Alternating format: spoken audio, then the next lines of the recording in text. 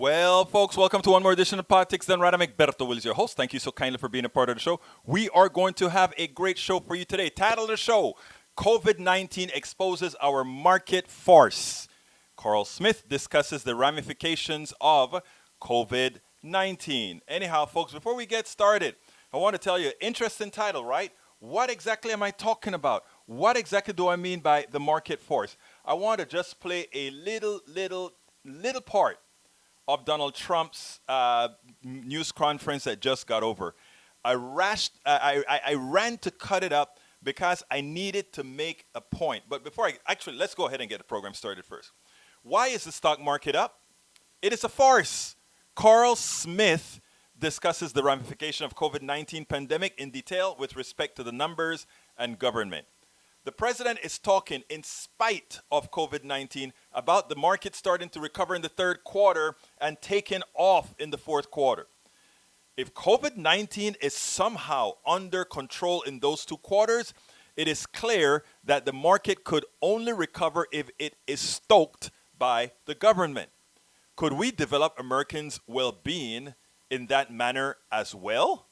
Could we actually start saying, my God, if we can actually stoke the government, oh my God, we should be able to stoke as well the people to make the people actually functional. Anyhow, I want you to listen to this and we'll take it on the other side. This is very important, folks.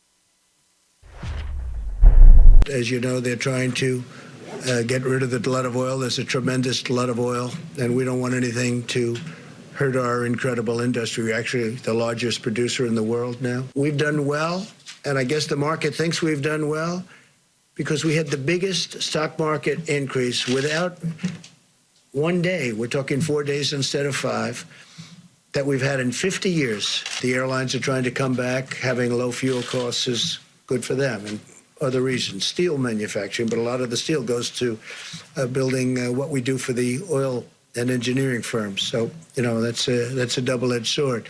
But we want to keep our energy. We want to remain independent. We will remain independent, I think, regardless. But we want to get rid of this tremendous overflow. There's no place to even store it. So the OPEC nations met, they've been meeting, and, you know, I've hated OPEC over the years, absolutely hated them, but obviously it broke down, and we potentially have years' worth of supply, a long time before it ever can catch up, even if they do reduce it. Very vital business for the country. We're going to be meeting with Boeing. We're going to be meeting with a lot of companies that are great companies and were great companies a short while ago. I mean, we can't let anything happen to Boeing. It's, you know, got so much potential. You talk about potential. Can anything have more potential than that? We cannot let hello, Lee Grant. We cannot let anything happen to Boeing. And why can't we have anything to do with Boeing? You know why? Because the truth of the matter is the following. Nothing can happen to corporations. Nothing can happen to anybody but people. Folks, I want you to remember something. The laws of the capitalist system as they envisioned it says the following. Supply and demand, and not only that, companies that succeed will succeed, some companies that will fail will fail. Well, what they are doing is artificially pumping up something. If there is a whole lot of oil on the market, right? Let's say there's a whole lot of oil on the market. Shouldn't the price adjust to the oil so that that naturally takes the oil off the market? That is how the system under their purview is supposed to work. But no, because some companies would be damaged, because the market the market they believe in, the capitalist structure they believe in would be damaged, they are willing to tell Americans, even though there is a glut of oil, you will not get oil at 90 cents. Even though the reason there's a glut of oil is because business is down, people are making less money, which means they should pay less for oil. But no, they're saying, absolutely not. We are going to still stiff it to you so that these corporations stay alive. I have a call. If you want to speak, caller from 734, please go ahead and hit the number 1. Please go ahead and hit the number 1. and I'll be sure to put you on air if that is your desire. So, folks, that is what I want to say. Let me go ahead and hear from this caller, and then we'll move on from there to continue with the show. Caller, come on in from 734. Hey, Egberto, it's Anand. Hey, Anand, how you doing, sir? Oh, just trying to make it, quarantined and, just sitting at home doing nothing. Well, I thought I saw some pictures of you working in the emergency rooms. Yes, I'm working, but I have I some off praised days. you. I praised you of one of our wondrous heroes that's out there helping all those with coronavirus. I think in Ohio, right? Yeah, in Ohio. It's not too bad in Ohio. It's very bad in Michigan. Okay. So how's it going, sir? No, just trying to see what's happening with the economy, what's happening with the future. Bernie dropped out, so it's kind of a bad year, I think. It's a terrible year. Don't really see much future. Yeah, For me, bad it for the has been. economy. Let me tell you, Anand, this year has started out so badly for me. Now things are getting better, of course. It started out with my mother-in-law dying, then my daughter got a stroke, then I have a cousin who got a stroke, and the economy is falling apart.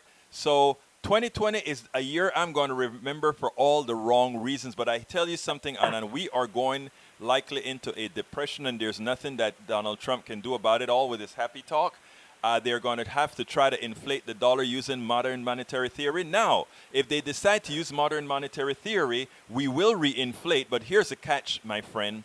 It will prove the lie that the current economic system is, and it'll also prove that to keep a few people rich, what we've done is we've denied the possibility of investing in people over these years under the false pretense that we cannot afford it. Go ahead, sir. Oh, well, I agree with you. I'm not so sure about monetary theory. I'm not an economist, but I do agree in general monetary policy has not been for the people, and we could adjust it definitely in ways that favor people. You could give helicopter cash, you could try all sorts of things, but, all these things that they said were crazy, the Federal Reserve is doing, and we need some sort of quantitative easing for people. Let me stop you a second there, Anand, because what we're talking about here is actually important, what you just said as well. Everything that you mentioned, you said you don't know much about modern monetary theory. It's not necessary for you to know a lot about modern monetary theory, because guess what? You've just gave an accurate description on the different tenets that would be, the different things that would be implemented within modern monetary theory. Hey, Jose R. Gamboa just says, I pump gas at 78 cents a gallon. Yes, 78 cents a gallon today.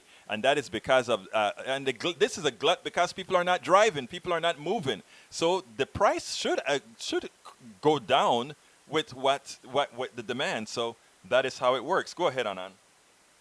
Oh, yeah, I was just thinking the sad thing about the whole coronavirus is never has the left been proven so correct in every single diagnosis. We have employer-sponsored health insurance destroyed. Right. We're looking at 30% unemployment. That's half of the private insurance market will disappear if there's 30% unemployment. Right. Because 65% of people get their insurance from their employer. We're looking at coronavirus and a health system that is not designed to treat this. I was looking at the per capita results. Texas is the lowest of the 50 states Right. In testing per million. Uninsured people, uninformed people, we have so many of those. So then in terms of the economy, I'm worried with some of these small business will never come back, and I'm worried that some of these major companies like Macy's, Sears, some of these airlines, they may never come back. Las Vegas may never come back. People may never be in a crowded place again. So this may be more permanent than you think. Anand, and that's my point, Anand. You just hit the nail on the head. That is my point. Things are not going to come back the way they did before. And the truth of the matter is, like I was speaking on a program before, first of all, it's not necessarily a bad thing because a lot of people are going to realize life could be simpler. This rat race that we run for consumerism, for which few of us actually profit, and I state this again, few of us actually profit from consumerism, okay? And it goes to the masses, and the masses spend the money, and thereafter we have the issues that hurt. So I mean, it is important that we come to those conclusions sooner rather than later. So I mean, I have another thing I need to play here, Anand. So is there anything else you want to add, or? No, that's it. Well, look, brother, thank you so kindly for calling. That is Dr. Anand Bhatt, one of the supporters of Politics Done Right as well, and a great, great millennial activist that's actually a part of this system. In other words, making a difference. A lot of people just talk, these guys act. Thank you very much, my friend. Sure, sure. I'll try to write something for you this weekend. Thank you, sir. I'll be waiting to publish. Take care. Bye-bye. Sorry, bye. Okay, folks, so anyhow, I want to play you another piece here, and I hope it plays okay. Let me go to another type of screen here because this is rather important now. This is El Señor, the name of this guy is, I hope I get his name right, Shamath Palihapitiya. He's a venture capitalist, and I want you to listen to this entire piece that I'm going to play from him, because it is rather important, and I hope it comes out fine. Let's go. But are you suggesting, you keep saying propping up zombie companies. Are you arguing to let airlines, for example, fail? Yes. Why? I mean, how does that make sense in the broader scheme of the economy? Because it's not, because when you look at what it means, this is why I'm saying, like, this is a lie that's been purported by Wall Street. When a company fails, it does not fire their employees. It goes through a packaged bankruptcy, right? If anything, what happens is the people who have the pensions inside those companies, the employees of these companies, end up owning more of the company. The people that get wiped out are the speculators that own the unsecured tranches of debt, or the folks that own the equity. And by the way, those are the game. That's right, because these are the people that purport to be the most sophisticated investors in the world. They deserve to get wiped out. But the employees don't get wiped out. The pensions don't typically get wiped out. Why does anybody, I just don't understand, why does people. anybody deserve, using your word, to get wiped out from a crisis created like this? How does anybody deserve to get wiped out? Well, but just be clear, like, who are we talking about? We're talking about a hedge fund that serves a bunch of billionaire family offices? Who cares? Let them get wiped out. Who cares? They don't get to summer in the Hamptons? Who cares? I mean, there are people. You don't think the employees? Hold on, Scott. You don't think the employees of these companies own stocks? I mean, own their stocks, own the company's stocks? You can look on Bloomberg and you can see what percentage of these companies are typically owned by. These things are owned by BlackRock. These things are owned by these huge, amorphous organizations. Ultimately, downstream, and the employee owns a few $100s or a few $1,000 of shares. Well, I just don't understand. So this is like a natural disaster. And why does anybody deserve to get wiped out? Wouldn't that be immoral in and of itself? No, because what's happening right now is what I'll tell you is on Main Street today, people are getting wiped out. And right now, rich CEOs are not. Boards that had horrible governance are not. Hedge funds are not. People are. 6 million people just this week alone basically saying, holy mackerel, I don't know how I'm going to make my own expenses for the next few weeks, days, months. So it's happening today to individual Americans. And what we've done is disproportionately prop up and protect poor performing CEOs, companies, and boards. And you have to wash these people out. I mean, I could not have said that any better. You have got to wipe these people out. And the reason why, they are just speculators, they are just paper pushers, they don't build anything, their intellect builds nothing. And that is the things that I preach all about. This guy is a venture capitalist. He is saying, for those people who do something positive, the employees of the company now becomes owners of the company. The employees of the company who make what is really doing within that company can have a bigger share of the company. Those who are speculating, those who are pushing paper and saying, oh, look, I made a 20% return on my investment. Okay, what did you do for that 20%? I risked my capital. Well, you know what? Your employee risked his wrist. Your employee risked is coming into work, risked his life. The person building the bridge risked his body. The person building the home risked their bodies. These people risk something of value. I risked my capital. when I talk about capitalism, only caring about capital and humanity last, that's what I mean. When you hear Donald Trump express so much concern for Boeing, so much concern for the oil companies, no. Populate, inflate the people, inflate the money supply. We have a $675 billion space in there. Inflate that and let the American people choose what companies deserve to succeed. What companies deserve to succeed will be democratically chosen by the American people, not hierarchically by the tax break they get, by the regulation advantages they get, and all of that. COVID-19, folks, give us the ability. COVID-19 give us the ability to restructure this economy into an economy that makes sense for the average American citizen. That's what COVID-19. And if we squander this by electing a whole bunch of centrists, if we squander this by re-electing a bunch of right-wingers, if we squander this by electing a whole bunch of Democrats who do not share in the progressive values that pumps up every single American, then we would have deserved the continual decline into what I call servitude, indentured servitude. So folks, here's what I want you to do. You make sure going forward, these guys are at home. These guys, some may be in Washington. You call each one of them. No bailout for Boeing. No bailout for these corporations. We want bailouts for the American people who are at home right now waiting for the institution of government to develop a vaccine. We want people out there those people that are taking care of business, my grocer, my garbage man, all these people, we want them to have a stipend for what I called hazard pay. We need to start putting value where value belongs. My garbage man deserve more value.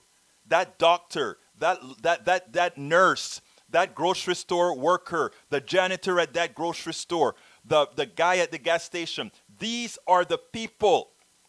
These are the people of value to us. Now that we have the coronavirus, we are hiding at home while the real people of value, and notice I'm even putting a shade on myself.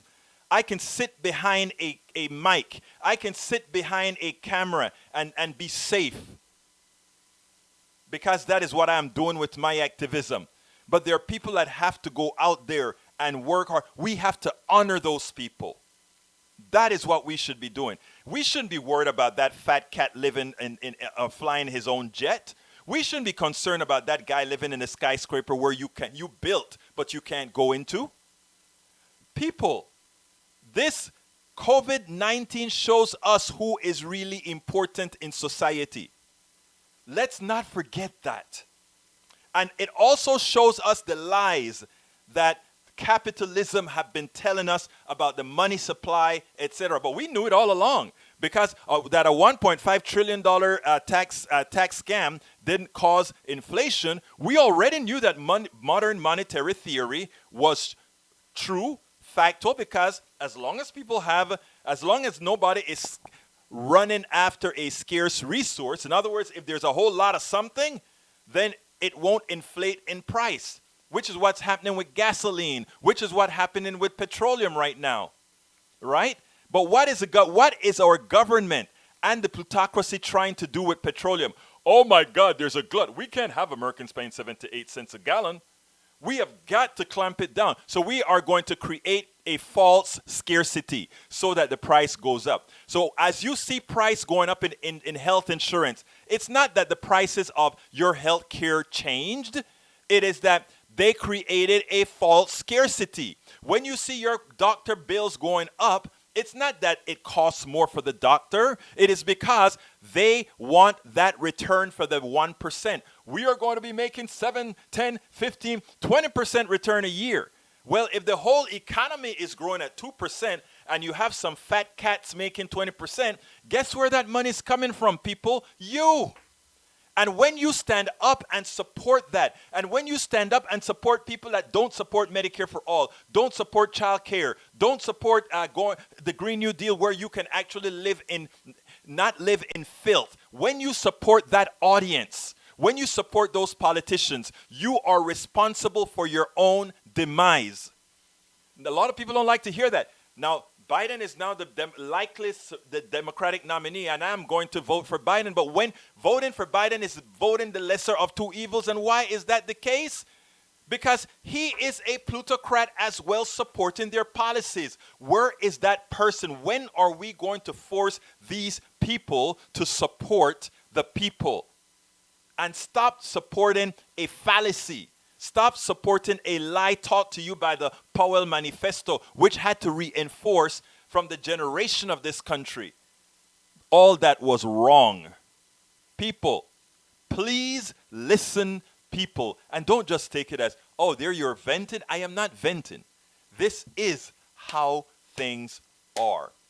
And this is the first segment of our show on the economic portion. Now let me bring in my good friend Karl Smith, who is going to talk about COVID. We're going a little bit over because we started a little bit late. And also, this is a rant that I didn't want to not pursue. But this rant continues on Monday, I guarantee you, because we have to get real, brothers and sisters. We must get real. By the way, if you're listening on Facebook, you can go ahead and up chat us at any point. I mean, super chat us at any point. And you know what? So let's go ahead and do that. I'm going to play Karl Smith now, and we'll move on from there. Welcome to another segment of Politics Done Right. Today, I am honored to have the one and only Karl Smith with Voter Education Project. But you know what? We're not necessarily talking voter education today, though indirectly you can always turn everything into a voting matter. But we're talking about COVID-19, and Karl has done a whole lot of studying on COVID-19. Karl, welcome to Politics Done Right. How are you doing today? Very good. How are you? I'm doing great. First, before we even get started, tell us a little bit about yourself and tell us a little bit about Voter Education Project and how people can get there, what you want to do with it. Well, I'm a father of a child with autism and kind of concerned person. I'm a computer and electrical engineer. So anyway, I've been watching politics for the last couple of decades and kind of applying some both economic principles and engineering principles and so on, just understanding what's going on and maybe how we can do a little bit better. With COVID, I've been watching looking at the math and just understanding, a few of the basic cause-effect relationships and putting those together and just seeing how our current government is doing so badly in the response and how we could actually do better and then projecting out into the future. Well, before we even get started on this, you sent me a website that is very disturbing. And what I'm going to do is I'm going to show that one right now. And folks, what you're going to see on the screen blocking me out is the current death count as of today. And this is a website that Karl just turned us on to. It is called worldmeters.info/coronavirus/country/US. That is where we're at right now. 17,838 deaths so far. New York had a death rate, or rather death last night, this last 24 hours, of 777 people, one state. Okay, let's go ahead and get started. Karl, we are talking today about the impact of COVID-19, not only as you see it, but as it is. Why don't you tell me a little bit about that from your perspective? Well, if we let's look at a few kind of graphs and so on. If you go to the first graph, well, you basically see the death rates increasing daily. Now the worldwide, the last it's been up over 7,000 now a day. It's dying in the world, and added about 85,000 yesterday. You may have a little bit different numbers. The current day, I captured mine my screen, early enough in the day where it's really capturing yesterday and not the day's numbers. The day's numbers will look a little bit, down a little bit better, but the day isn't complete. We're just partially into the day. So anyway, it's growing quite dramatically there. And if you click on the deaths, there's a little deaths thing. It actually show you a little blue where the deaths are actually increasing they're up to 95,000 worldwide, 7,000 today. The next one to go over to is that second link that I sent you. Yeah. Okay, now if you go down, you're at the top of the page. If you page down, let's see, 1, 2, 3, 4, 5, 6, 7. Okay, and then you'll get to a place, a little bit, keep going down a little bit. Just tell me what the heading is. Well, you'll see some graphs, COVID, growth in COVID-19. Yeah, there you go, right there. Okay, now this one actually shows, like the world, currently, or thereabouts is doubling every 8 days. And then 13 days for Italy, and 6 days for the United States, and then 10 days, and so on. So the thing to get, to really be watching is how often this thing is, that COVID is doubling. Now you'll see down a little bit further, a lot of the days are 5 and 6 days, and so on. And we were actually, we were doubling every 2.5 days for the first month. So in March, we went from 0 to 4,000 deaths with that rate in 2.5 days, and now we've slowed down to actually in the first 4 days. So it took a month ago the first 4,000 cases, and the next 4,000 cases it took 4 days. But let me stop you there a second, Karl. These graphs, I am not sure how old they are right now. Maybe you can tell me. I think the last one is up until April 10th, which is actually today. But I thought I've been reading the news where it says that we are actually the death rate was starting to leave that exponential model because apparently social distancing is working. But this graph that you have here, it seems to me like the last date on it is April 10th, and it still shows almost an exponential growth continuing. Well, it is, it's just on a lower exponential growth. And we'll get to that in just a minute. If you go back up to that one where it had those, how many days? Yeah, that one there.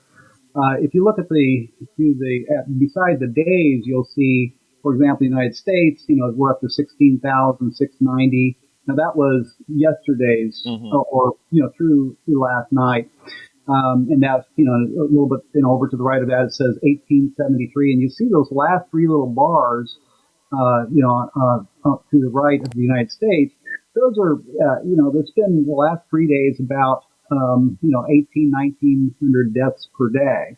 And we can't use the cases, rate because that's just a small fraction. They're estimating maybe about a tenth, of the actual confirmed cases is actually what's out there. So, we're up in about 400 and something thousand cases, confirmed cases in the United States, and they're saying, well, it's probably about 10 times, 10 times that.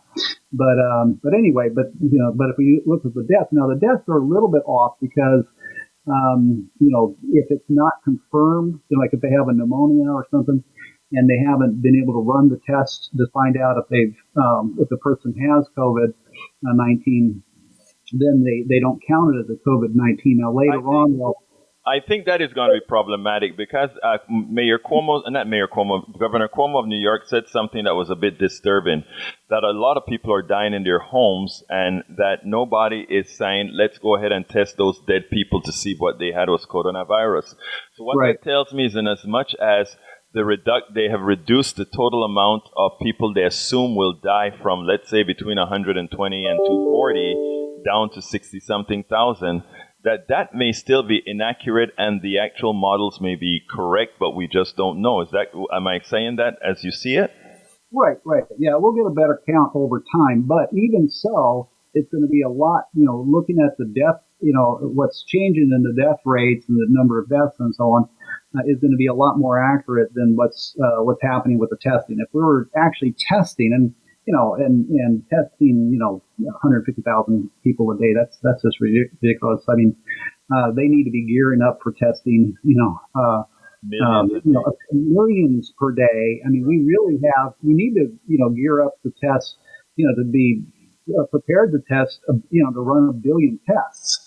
Because we're 333 million people. Well, actually, that is correct because you need to have recurrent tests to see when somebody goes from positive to negative, right?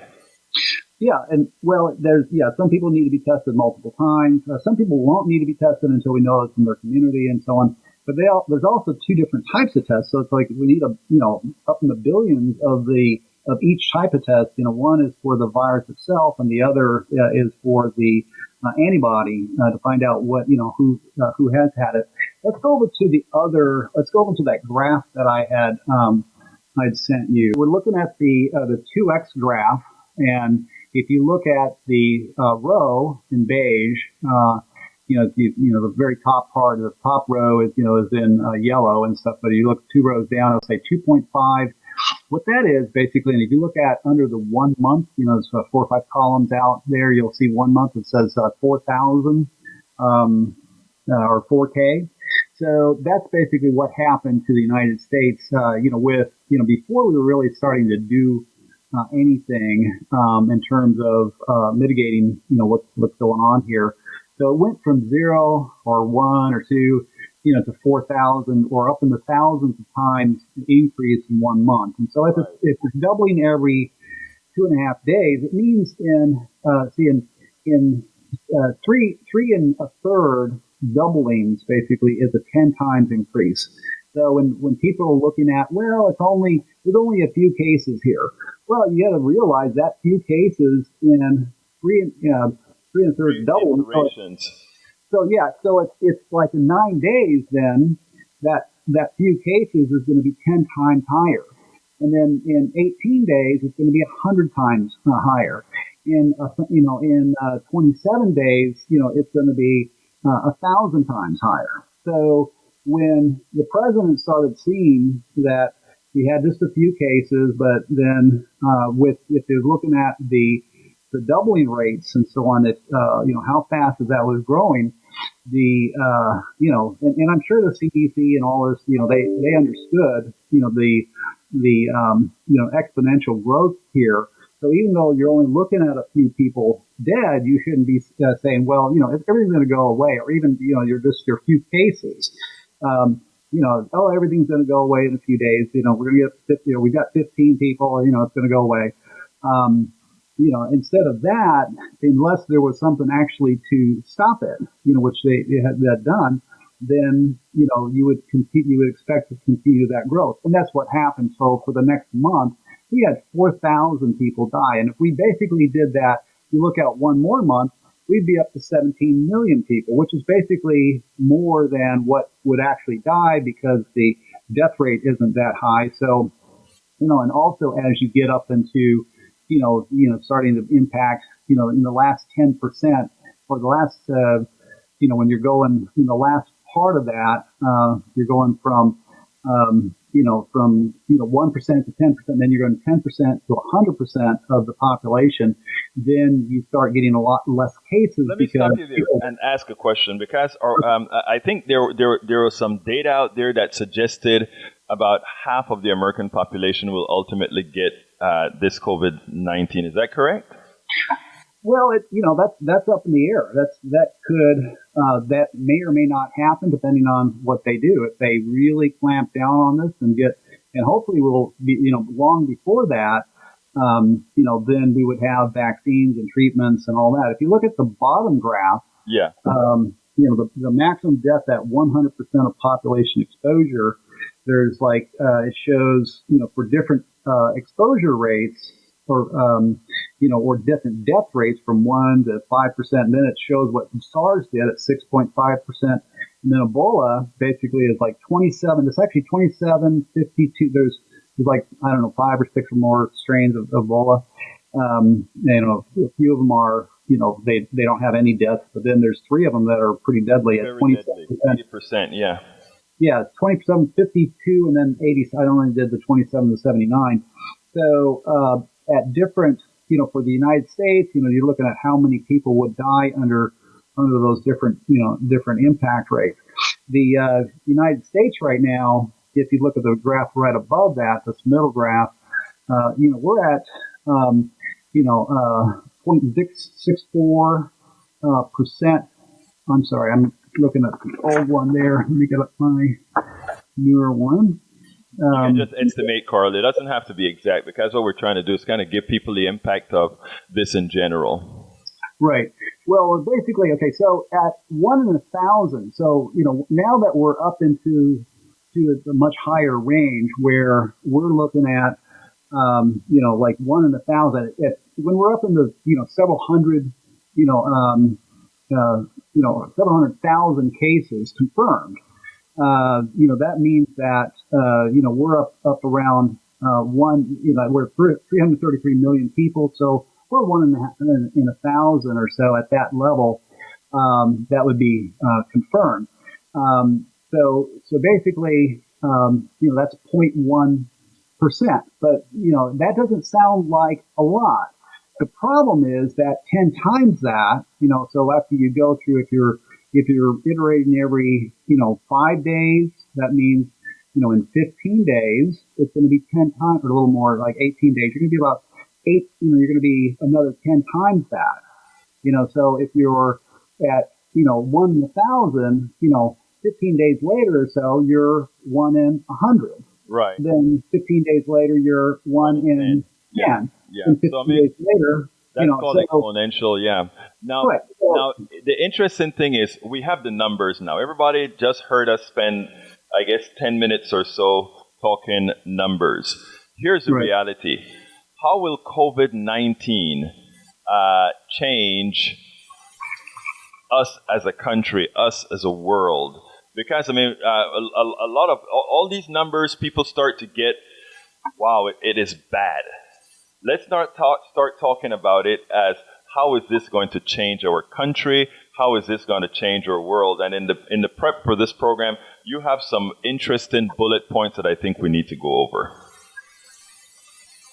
All right. So obviously, they said, well, sicker people and older people and so on are going to die. Unfortunately, the U.S. population is pretty sick. And actually, in the graphs and everything, there was some information about the percentage of people that were dying compared to the number of cases, and there's some discussions around that. But kind of skipping over that, we're going to have a lot more. I mean, we're going to have between 2% or 3 or 4% of people dying from this, and then after that, there's the people that die because they weren't able to get proper medical care. They're dying of other things. They had a car accident, and then but the medical system's overwhelmed, or they needed an operation or whatever, or something got delayed. So there's going to be a lot of other people, dying and stuff because not because of COVID itself, but because of, the resources that took up.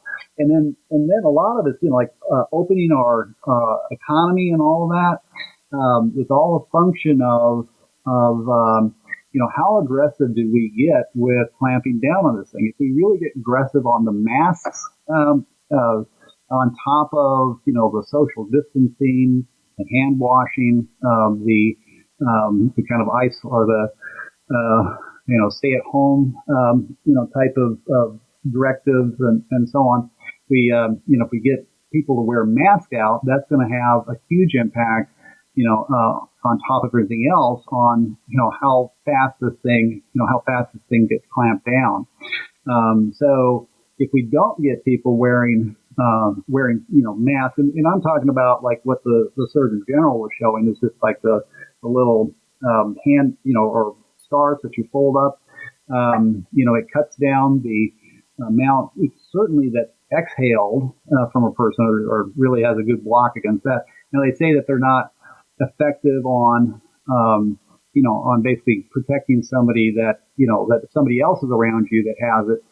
But the reality is that one layer of they said, there was a study, one layer of cloth, blocked even the small particles like 40%.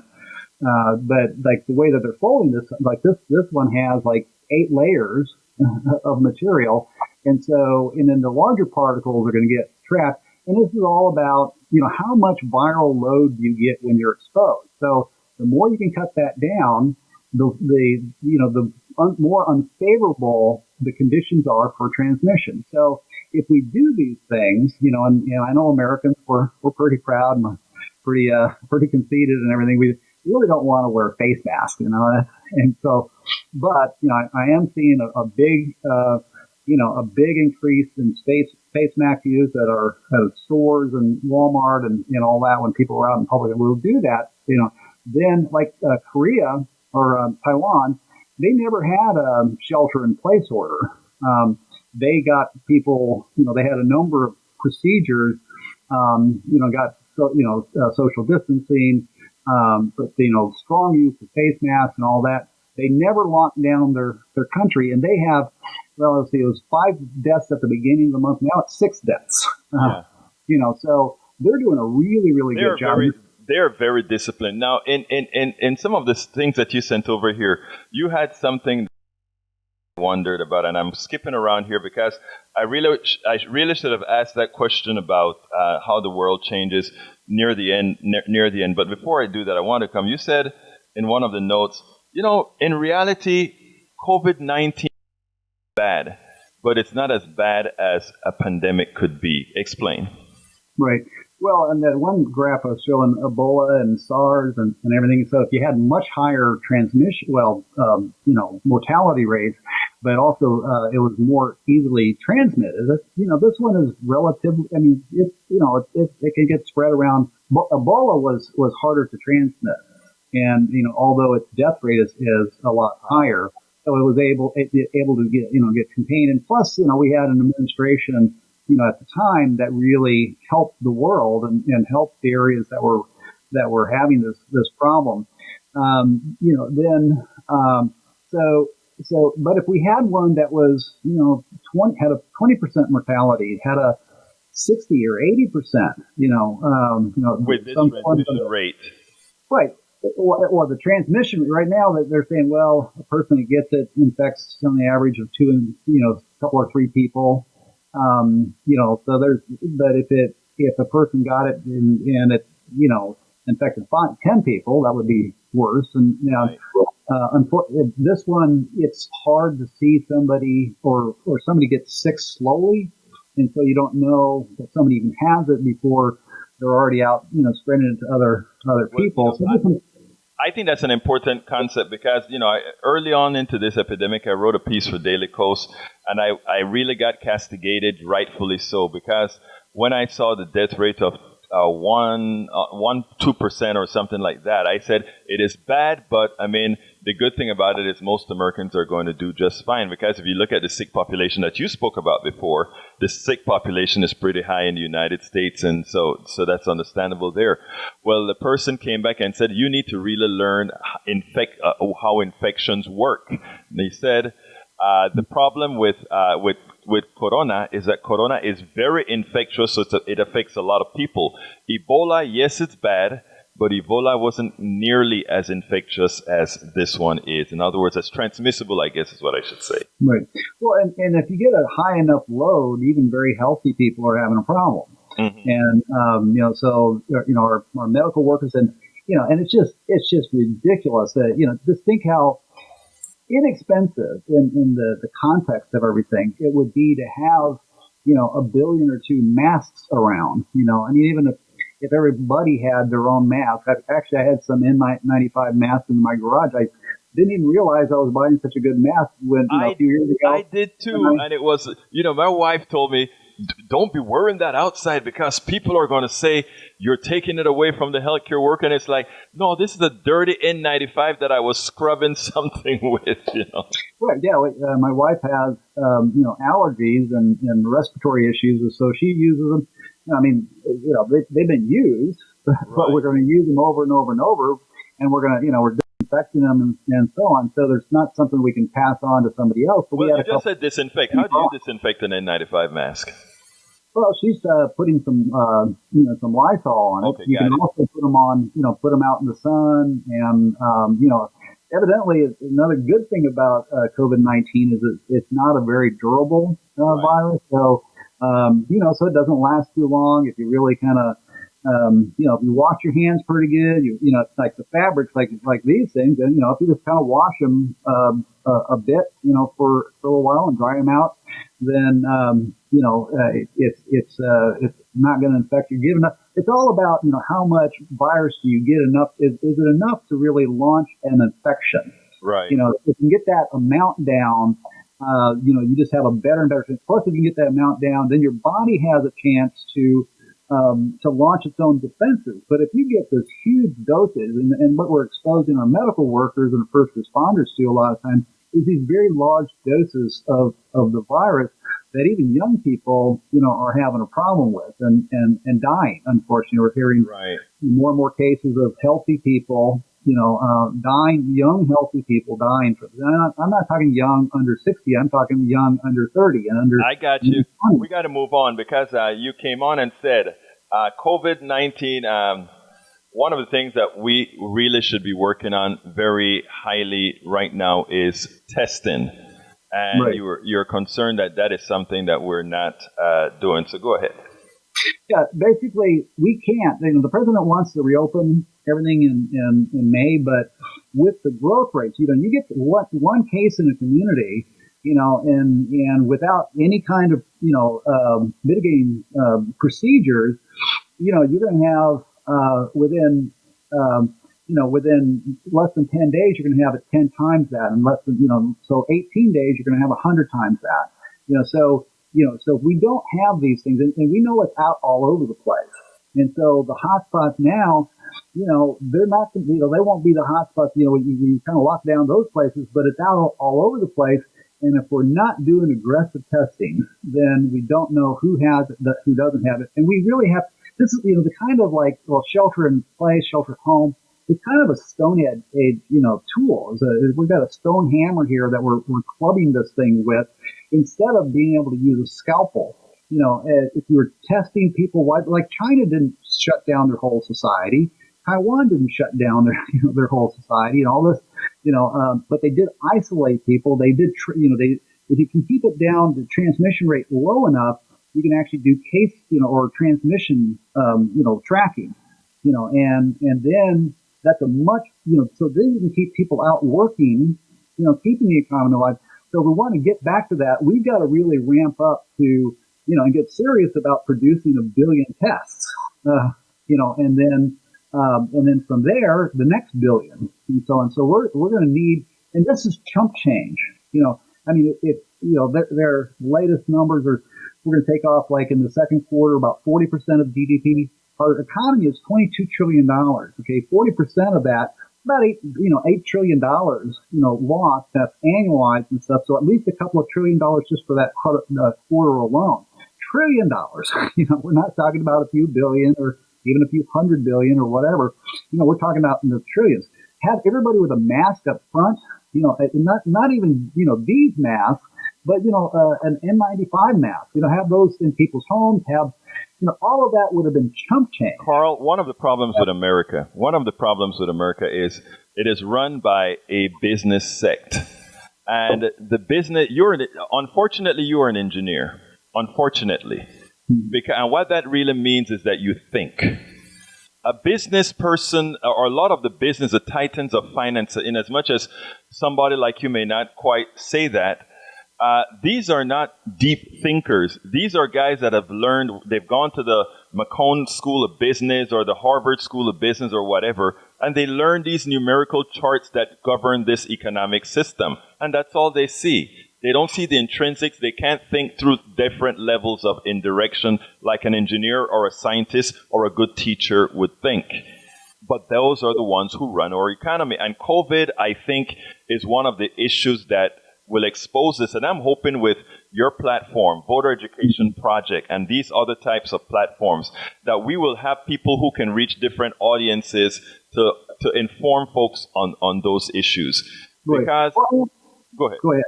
I'm less critical on the business community and more, it's more about, but business can't solve this thing, by itself. We really need heavy government involvement in this. For example, there's like one mask manufacturer, N95 manufacturer there in Texas.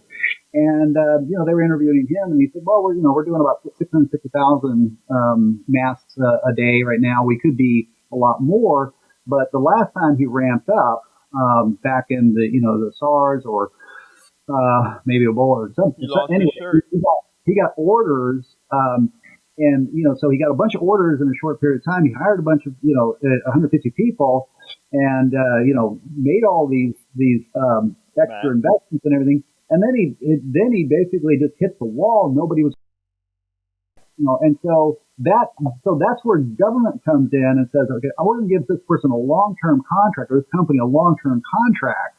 Okay. So he can't just go all of a sudden just, here's how to do this. He could be creating, he says $1 million, but I mean, if the government came in and gave him a really good contract, I mean, maybe he could be $10 million a day or something much higher. And we need to really get, we need to get 1 billion masks created, Yes. And as a, as kind of a first, goal, and then have Karl, a good. You said something important. You said something important earlier. You mentioned the size of the economy. You then mentioned the investment that would be made, even to make that businessman who knows how to make masks whole. In other words, and this is, you're right, where government comes in, right? Government we need to have that guy when we need to have that guy. So therefore, if there's an oversupply of masks because we didn't exactly know where this is, that was an investment in that oversupply of masks based on the trajectory. And we're going to need them in the future. Right. Well, Bill Gates said something. It's amazing, similar to what you just said. Bill Gates said there are 3 or 4 vaccine paths right now that they're working on. And they have already started building the factory for all 4 of them. He said it is likely 3 of those factories will not be, will just be thrown away. Right. But and what public should fund is to fund all 4 of those, and then basically then the ones that really work, basically then really put a lot more money into that one, and then go with that. Exactly. But that's not the risk that our economic system takes. Government, the industrial military complex, that's actually how they work, and so we need to be treating this as a war.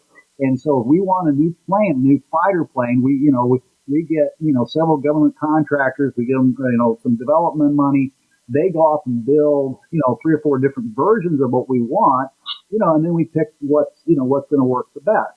So, and then that company gets the go forward contract. So there's all sorts of ways that we can really just, this country has a lot of might and a lot of creative people, and we just have to have the right, we have to have we have to counter these ideas that business solves everything, that we don't really need, need small government and states, state rights, and states should be doing everything on we're freaking Americans, we need to talk. We need to think as a nation, and we need to realize that government has a critical role to be able to protect us through welfare. And the Constitution, the welfare, the government's supposed to look out for the welfare of the people. These are not things that individuals or individual businesses or anything like that can control. We have to have our faith and put our faith and vote, for the right people that actually believe in frickin' government. No. And then I love that, and that is one of the tenets of your new organization, Voter Education Project, isn't it? Right. It's basically trying to show people how bottom-up economics actually works. When we invest in what our people and our businesses need to thrive, they do. When we don't invest in those things, they don't. And one of those investments, it's education, it's health, it's research, infrastructure, safety, community, but it's safety, community development. It's also safety nets. So safety nets, basically, if we don't, kind of rescue, areas that get wiped out for something, or well, like with the virus here, where it can really hit anybody, anywhere. If we don't basically fix those as a system and make those whole, then it pulls all of us down. So there might be a few winners or whatever, but most of us are losers in this by not being proactive. Yes, that's the other thing that the GOP believes in, is reactive government, not proactive government. We teach our kids, we discipline or we chastise our kids for not, seeing that such and such would have happened. So why didn't they take steps to, prevent it? Why can't we chastise ourselves or chastise our leaders to say, okay, if something is happening, we can see something happening, and we put a lot of money into all sorts of National Institutes of Health, CDC, and all, lots of research. We know about these things. We don't know everything about things, but we know a lot. And we know that these things can basically, go through these exponential growth and all of that. It's not new. And the Obama administration put in stuff in place. Trump administration got rid of that stuff, so we're less prepared. And basically, the Trump administration is going to be responsible for killing tens of thousands of us, if not tens of hundreds of thousands, if not up into the millions. Because the people that'll die, like right now we're at 17,000 people thereabouts. Another doubling, which is, they say, 6 days. Every 6 days it doubles. Or I'm sorry, it doubles. You're right. Okay, 10 times on that. Okay, so it went from 4,000 for the first month, another 4,000 in the next 4 days. So that was a big slowdown. So it was like that was 4 days. No, Karl, you're right. The exact numbers are immaterial. The concept that you're putting out there is what matters, and that is actually so right. Now let's move that back, because you hit a whole lot of stuff there and I want to reiterate. Therefore, and here's the therefore that I want to bring on. If we finally realize, because I knocked our business schools, I knocked our executives a few times, and I know that based on the way you run your activism, that is not where you are. But I found it interesting. I found it interesting that all those items that you support, all those good things that you support, meaning what government needs to do, how government should work with let's say corporations, etc., are all the things that currently a sect of them are against. And I think that points out to the need of the kind of work that you are putting your effort into with voter education project. Because I think one of the things that I've been saying, Karl, is let's start giving the monies to the people directly, and they will vote with their monies what companies are worthwhile to them, as opposed to the other way around. I think if we start thinking that way, and the only way we can think that way if some of the work people like you are doing on voter education, etc., is successful. Well, it's about unrigging the system. I mean, we got a terribly rigged system at this point, and the progressives. I mean, a lot of the stuff that progressives are after, it's actually not like loony out of the left wing stuff. These are actually solid. They have good, solid macroeconomic principles and behavioral principles, and some of my work is actually showing where we shouldn't actually think of those things as really progressive. I mean, they should be. I mean, conservatives should really be on board with a lot of these things, because if you go against the way things work, if you go against human nature, you go against just just the way the economy works. It's not going to work out for what you're trying to do in that direction. So if you understand a few fundamentals, and that's what we're trying to get back to, is fundamentals that everybody should get and understand, how those connect together to show, what we have to do to have a good economy, a good, good democracy, that will really be proactive and help, and we'll be in so much better shape. And actually, there's a fight within the kind of capitalistic system, basically from this idea that shareholders have, primacy, and businesses, shouldn't have to worry about other stakeholders to basically like B Corps and all that, where they're saying, no, we need to look at all of our stakeholders here. The customer, the employee, the environment, the community, and stuff, and not just the shareholder. They can make money. They need to make money to stay in business, obviously, but not at the expense of externalizing all the negatives. They have to make money by actually doing something that's right for a number of groups and not just the shareholders. And they will do well. Actually, they don't do well with an unstable economy. There's going to be a bunch of rich people losing their frickin' shirts, because their income is not just their wealth is not just in their income, it's the value of their assets. And we take a $22 trillion, $16 trillion, or $14 trillion economy, people aren't going to be doing, lots of people, including some wealth. And there's plenty of wealthy people that are against the system. They've made money through the system, but they realize that even if they didn't have quite as much money, they would actually do better because they'd have a stable system. And they may actually make more money because the economy would be even that much bigger. Instead of a $22 trillion a year economy, we'd be at a $32 trillion a year economy. If we basically, we go after poverty and all of this. Anyway, what you're saying is prescient. There's so much to that, and not only so much to that, but we'll have to cover in another show why that is the case. Because here's it. I'm just going to throw it out there. I'm not going to ask you for a response on this one because I know where you're going to be on the response for this one. But my thing is that it is by design that we don't necessarily want Americans to have a free will in a free enterprise system, because then everybody would really have equal access to success. And that means that those who have been able to use capital as the form of further extraction wouldn't be able to do that anymore. But we'll talk about that another time when we can organize it better. But Karl, let me tell you, you gave a good outline here that you sent when we were going to talk about this show. There are a lot of issues on the outline that we didn't go through. So I have a big favor to ask of you, and that is, your time is precious,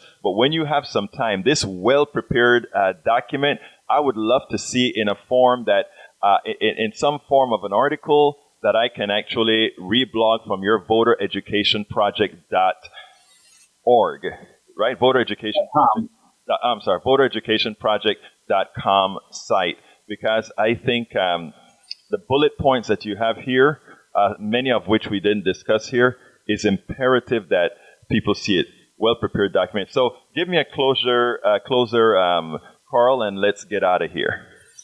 Well, wear masks if you're in public. This is going to have a huge impact on the rate of transmission. Do the social distancing and all that, and then push on government at like hell and the Trump administration, to get the frickin' act together and realize we're one nation. We need our government to come in, and coordinate the logistics and, get the companies to do we've got the businesses that will actually produce this stuff. We just need all that coordinated and paid for, and not leaving them out in the wind and saying, hell with you, once this thing is over. They can't make that business calculation and just leave lots of people unemployed and and themselves in financial ruin and all that. So, fix that frickin' problem. That's not a hard one to fix. And, let's do this thing. Damn it.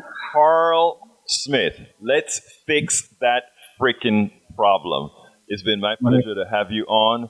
We'll do this again. We'll do this on more specific projects on Voter Education Project and on others. Thank you so kindly for having a guest here on Politics Done Right. Oh, thank you. And if you want to look at, any of the audience wants to look at, one, like a 10-minute, or actually, I think it's about 10 minutes, 11 minutes, a little video called How Bottom-Up Economics Works. If you go to www.votereducationproject.com /HBUEW, How Bottom-Up Economics Works. And there's a little 10-minute video. I'll put that in the blog post for this show, and I'll also put the link to the video to get to your blog, and so they can watch it at your blog site. Okay? All right. Thank you. Thank you so kindly, Carl.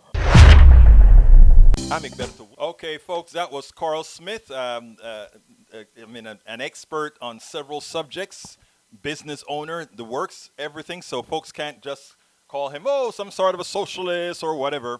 Just like many of us, we've had businesses, we have business. What we do believe in is free enterprise. I'm going to post this video inside of the blog when I'm done here. Look, we're running over. I figure we'll run over by, I don't know, probably 5 more minutes or so. Let me run through the screen here to see if anything. I don't want to leave anybody hanging. Too bad OPEC is going nowhere. That is what Troy Astro had to say. Lee Grant says, whoa, the coronavirus is such a bad thing that Egberto can use it to just politicize it. I'm breaking down what he said, of course.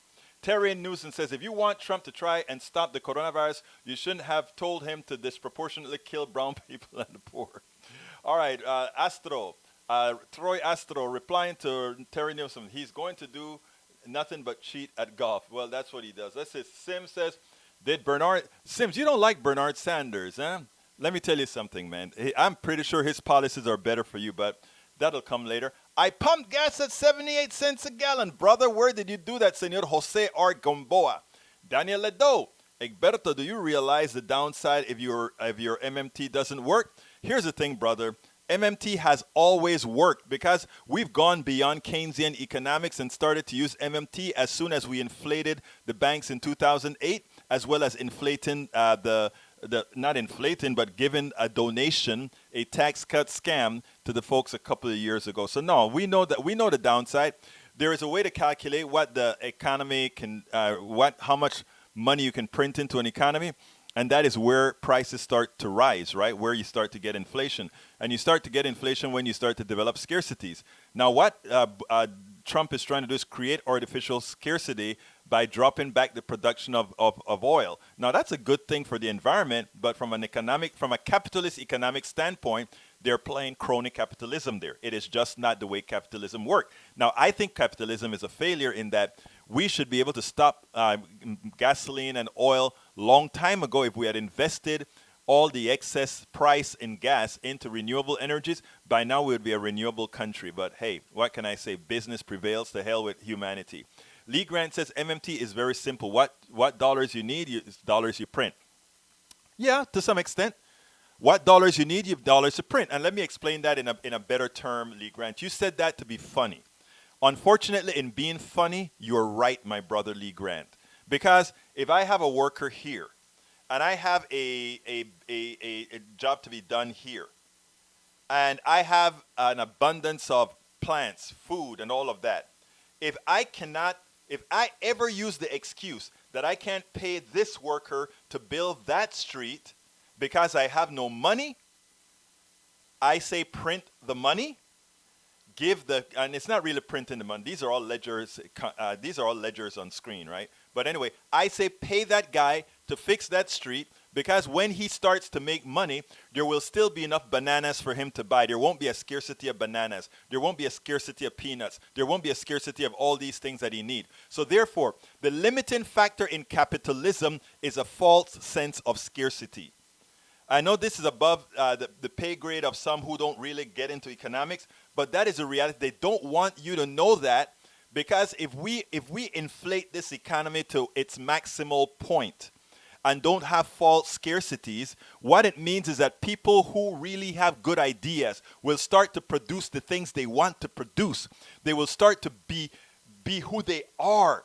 And we will no longer be under the control of the plutocrats. And they don't want that. The only control they have is to have us fearful of not having a job because they want to make jobs scarce.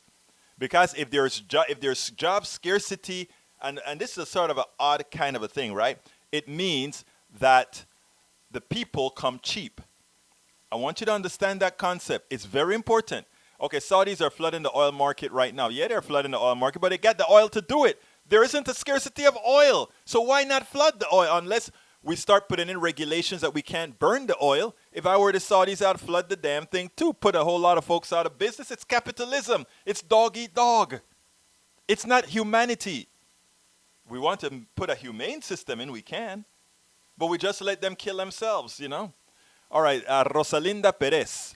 Jose Gamboa, what's ST, or I don't know what that means, okay. Let's see. Whoa, coronavirus is such a tiny thing, 120 million. You said that already. Come on, man. You said that already. All right, let's see. Bruce Ballard, welcome aboard to 120 millimeters is a long way. I don't think it's, nanometers, not millimeters, nanometers. Okay, that's very small, yeah. Bruce, 120 millimeters is a long way, almost 1/4 of the way to blue light. Normal Reynolds says, we are living with the effects of one side of the political spectrum's trickle down and complete corporatism, i.e. socialism for business. Without looking at the downside, we need to see MMT and give it the same benefit of the doubt. You know what, though? We don't have to give it the benefit of the doubt, though, my dear brother Norman, because we have been practicing it, just not for the average American citizen. Derek Bell, you notice these people out more that, I know a lot of people are starting to go out. Look, the truth of the matter is there's a way to intelligently associate, right? And there's a way to unintelligently associate.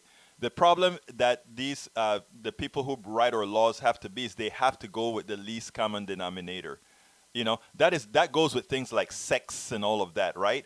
I mean, if a group of folks are going to be, and I don't mean to get this, going to be in a certain way, then you can't transmit what you ain't got. All right, that is the bottom line. In any disease, in anything, even in paying a bill, you can't pay a bill if you ain't got the money. You can't transmit a disease if you ain't got it. All right. Now, Lawrence Sims, Dirty Don. Oh, I said that already. Let's see what else we have. Troy asked Derek Bell. I'm 100% voting for Biden. Best we got right now. And I pray that we do not live through 4 more years of Trump again.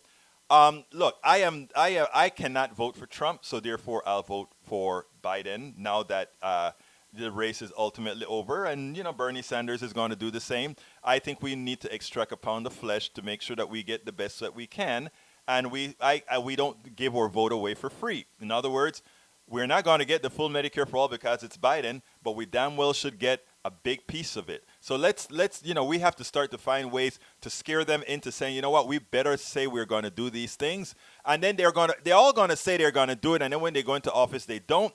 But that is where the movement comes in, and that's why I was happy to hear folks like Tim Black on another show. I think I've heard TYT and these other folks talk about, look, the movement isn't Bernie, the movement is us. So we're going to keep the movement up to get the policies that we want. I had a good friend today and it warmed my heart, the conversation we had on Facebook, because a lot of ways she doesn't agree with, specifically as left as I am. But she said, my God, we need you and your guys to continue doing what you're doing. So, I mean, a friend of mine, we have disagreements in how left we want to go. But the thing about it is there's absolute mutual respect there. Troy Astro, whether voting, I know you're voting for, I get it, Troy. I get it. You and I need to have a little one-on-one conversation and so on this. I understand what you're saying. And unfortunately, Troy, you are right. But I'm not pure. And I don't want any of us to be pure. And I'll explain at another time.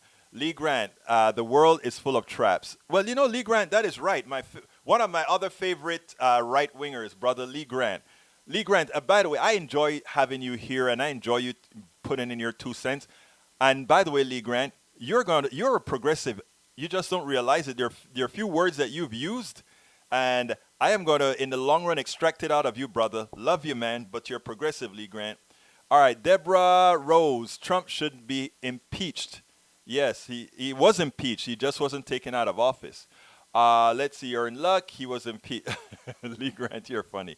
Okay, let's see. Who else do I have here? Linda Lauren. I don't think I've seen you here before, Linda Lauren. Thank you so kindly for being here. My small town is up to 300 cases, 9 deaths.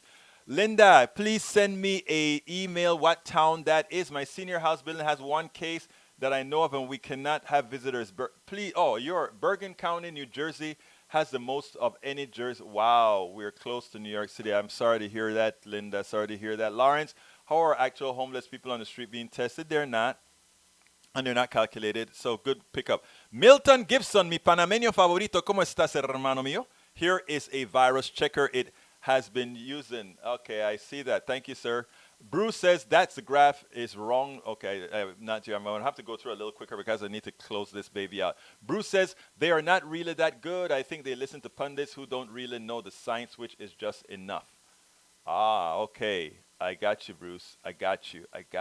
All right, let's see what else. 1913, the big problem was a mutation of the virus from Bruce. Yeah, I read about that.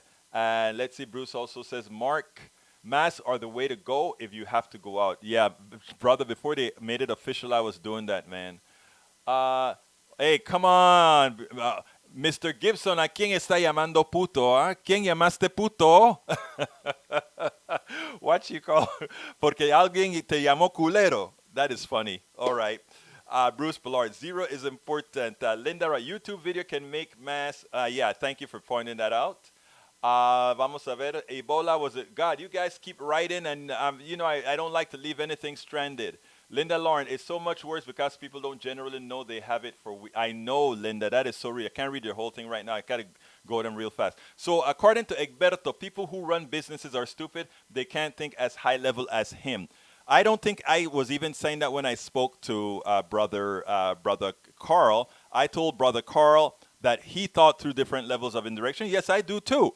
But what I'm trying to say is the businessmen that run these big corporations, it's either that they are not very smart or they are evil. That's it, Lado. You can decide which one you want to choose. You watch what they put on as preeminent. And then you can determine. You tell me which one are they. Are they smart? Are they not smart? Or are they evil? Meaning they're smart, therefore doing what they do, knowing it'll hurt people, they're simply evil. Okay, let's see. Danny, so this guy proposing a proactive government merely. Karl knows what he's talking about, Ledo. He's learned in these issues. Troy says, the end. Linda says, I used to call in your show years ago on Blog Talk. Linda, really? Well, look. I'm glad that you found us here on, I guess you're on Facebook Live or YouTube? Facebook Live. Okay, great. And so this is correct. Okay, folks, I'm going to be closing down the show. But before I need to remind you all that this is a call-in show that requires your support. Please consider going to store.politicsdoneright.com to support us. We have cups, books, including my book, As I See It, Class Warfare, the Only Resort to Right-Wing Doom. That is how you can get your start, easy to understand on how this economy works and how they really, really, really creep up on us, folks. And we also have, of course, my other book. This is how I got healthy for, even being an activist. A lot of us activists aren't very healthy. That's how it is. We just do this stuff. Anyhow, but you can also, what I really need from you guys are subscriptions. Please consider subscribing at patreon.com/politicsdoneright. That is patreon.com/politicsdoneright. For those who are watching the video of this show, I scroll all the different ways that you can assist the program underneath constantly, and I also provide where our Twitch account is, where our YouTube and all of that is. But including there are all our podcasts, both on TuneIn, YouTube. What is the other one that we do now? Spotify. We can be found everywhere. So you want to listen to the show, you want to share the show, listen to us on any platform. But what we need to do is have all these programs showing so that we can start making a difference. So again, to become a supporter, go to Patreon, patreon.com/politicsdoneright. And if you want to be a contributor, go to paypal.me/politicsdoneright. Folks, I really appreciate your ears. Today was a long show because anytime I have any kind of word or speaking with Karl, it goes away, and I never want to cut anything. I cut a little piece out of the Karl stuff that we did, but he's an insightful person, and he's working very hard for the movement. It's a guy that I love dearly. Anyhow, my name is Egberto Willies. This is Politics Done Right, and you know how I end this baby. I'm Egberto Willies, host of Politics Done Right, an independent news program. I post several news videos of interest every day. I ask you so kindly to subscribe to my channel, and please leave me some comments. Thank you very much.